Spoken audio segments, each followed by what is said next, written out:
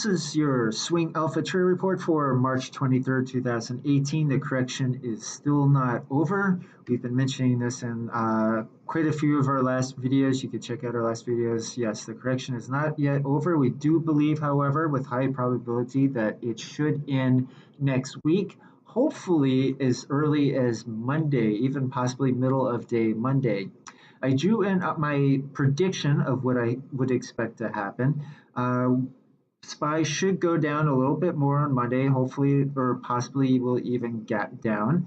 It could go as low as, say, 252, 253 here, or it could just be slightly lower than it is right now on close of Friday, but it should bounce somewhere around here, and we should eventually start to make new all-time highs from that point. Although we could see a few more bounces, I would expect this to be the last low, and we should start looking for long positions at that point. So alpha level members, anybody who's signed up to our service, will get alerts to start buying stocks that we think that will perform very well during the bounce.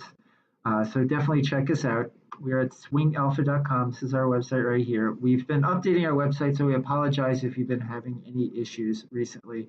It should be resolved within the next, hopefully next week. Definitely check out our free 1 month account.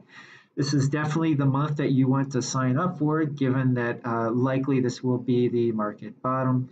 So you definitely want to check us out, sign up for our free month right here. And if you really like our service, you could always consider our paid service. If we even make you $500 on one single trade, which is very likely, that will pay for your entire year of service. So definitely check us out. Now, going back to the markets, we have been doing so well actually for the last few weeks, and I'll show you our P&L here. Normally, I don't post the P&L until the end of the month, but I wanted to post it right now because I believe it's going to be the lowest of the month, most likely. So the red line is SPY, that is our metric, and the blue line is us. So we've been outperforming SPY. Although we haven't been doing so well this year, we're actually down about 5%. We do believe we'll be slightly more down next week until we get that bounce, and then we should be golden from there. So since we started, we're up 15%. The SPY is up a little over 9% here.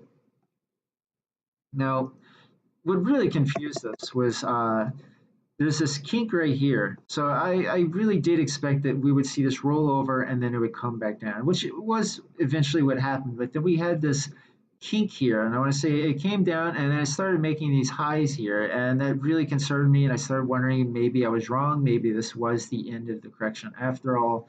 And we even stopped out of our hedges right here, which is very unfortunate to stop out of our hedges at pretty much the top here before it rolled over. But what can you do? That's just the way it is sometimes. The other reason that I got very confused was if we go to the Qs here, Qs actually started making new all-time highs. And generally, all-time highs aren't what happens during a correction.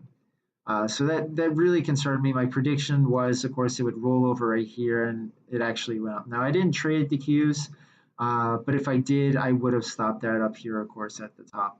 Which is very unfortunate. So I do believe the Qs has some more room to fall. We could see it hitting 156, or a really, really worst case scenario, it'd probably bounce off the 200 down here.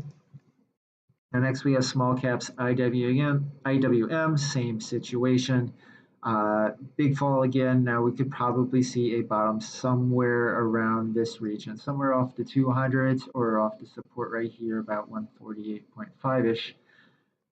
Next we have financials, XLF. XLF looks like it's pretty much approaching a bottom, a bounce region here. I would definitely be looking for a long somewhere around in this region. So as soon as we see what looks like a bounce in the SPY, we will probably issue an alert to go long XLF. Now we would use a leveraged ETF, which would be FAS. So if you see FAS as an alert to go long, you'll know that it's because we expected some bounce around this region. All right, now we've had one trade today, actually, INSM. Given how much the market's been falling, we eventually had to stop out of something at a loss. So we stopped out of our long on INSM. We had gone long on the 26th which would have been this green candle right here, which now looking back, it was probably a little early, a little premature, but we did have what looked like it was rolling off of this 200 for another upswing. However, today it just sold off, and so we stopped out on the candle today. This just doesn't look good. It was breaking below the 200. It was making new lows it hasn't made in about 6 months or so. So we took a 17% loss on INSM, which sounds like a lot, but we only invested 3.5% of our total portfolio. All right, so just 3.5%. So 17% of 3.5% is about, doing the math in my head, it's about 0.6% loss towards our total portfolio. So it's not that big of a deal. All right, so keep an eye out for trades possibly next week. We do expect to have another losing day. We could also see a gap down on Monday. I definitely not recommend selling a gap down on Monday.